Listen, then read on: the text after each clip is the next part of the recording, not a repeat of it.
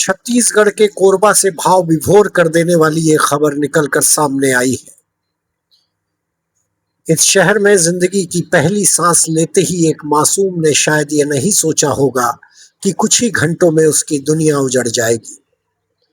Medical college अस्पताल में जन्मे उस नवजात की आंखें अभी ठीक से खुली भी नहीं थीं कि मां की ममता हमेशा के लिए उससे दूर हो गई। करतला थाना क्षेत्र के ग्राम तुर्री कटरा निवासी सरजू प्रसाद राठिया अपनी पत्नी रमशिला राठिया को प्रसव पीड़ा होने पर अस्पताल लेकर पहुंचे थे।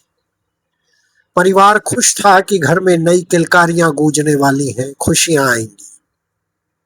कुछ ही देर बाद रमशिला ने एक स्वस्थ बच्चे को जन्म दिया, लेकिन किस्मत को शायद कुछ और ही मंजूर था। प्रसव के तुरंत बाद ही रमशिला की तबीयत बिगड़ी।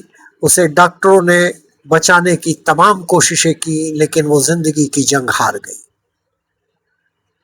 अस्पताल के उस वार्ड में जहां कुछ देर पहले खुशियों की उम्मीद थी, वहां अचानक सन्नाटा पसर गया।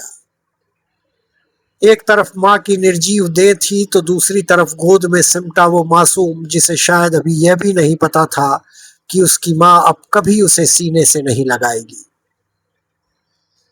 सबसे दर्दनाक मोड़ इस घटनाक्रम में तब आया जब आरोप लगा कि पिता ने ही नवजात को अपने साथ रखने से अब मना कर दिया है। ये बताओगे कि बच्चे की माँ कहाँ है? अभी खत्म हो गई, कैसे पता नहीं। अब कोई 3-4 बजे डिलीवरी के बाद खत्म हुई। ये बताएंगे कि बच्चे को उसके बाद आपने लेने से इनकार क्यों किया था?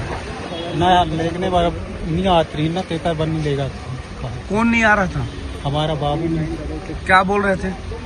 क्या नहीं आ रहे थे, बोल रहे थे, तो पीछे सोचा था। तो पहले क्या सोचा था आपने, बच्चे को क्या करेंगे? नहीं ले रात को कहते रहे, नहीं आ रहे थे। तो इसको किसको देने वाले थे आप? इसके बाद अस्पताल परिसर में जो हुआ, उसने हर किसी को सोचने पर मजबूर कर दिया। नवजात को एक संजीवनी एक्सप्रेस चालक के हवाले कर दिया गया। बताया जा रहा है कि चालक निसंतान है और उसने बच्चे को अपनाने की इच्छा जाहिर की थी। लेकिन इसी बीच 3 लाख रुपए के कथित लेन देन और एक इकरारनामे की चर्चा ने पूरे मामले को बेहद संवेदनशील बना दिया। लोग सवाल पूछ रहे हैं, क्या एक नवजात की जिंदगी का फैसला इस तरह से हो सकता है? क्या मां की मौत के बाद उस मासूम को सिर्फ एक जिम्मेदारी समझ लिया गया?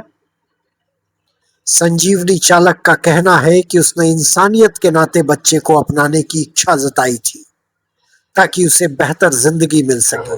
बच्चा भी घर ही में है मेरे पास।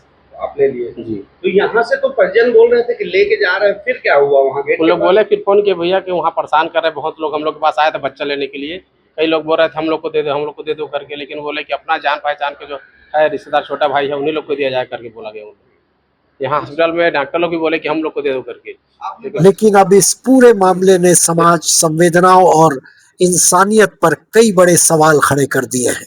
बच्चा है तो बच्चा ठीक है, मैं लेकर ही जाऊँगा बच्चा घर में पालूंगा पास में। पहले आपके जो पुत्र थे वो क्या बोल रहे थे? वो क्या जानेगा सर, नहीं तो बाल बच्चे के बारे में बता। फिलहाल ये मासूम अब शहर भर में चर्चा का विषय बना हुआ है।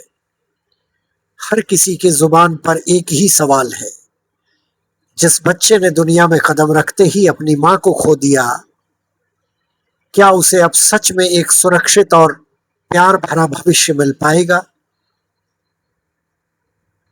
टुडे छत्तीसगढ़ के लिए सत्यप्रकाश पांडे की रिपोर्ट।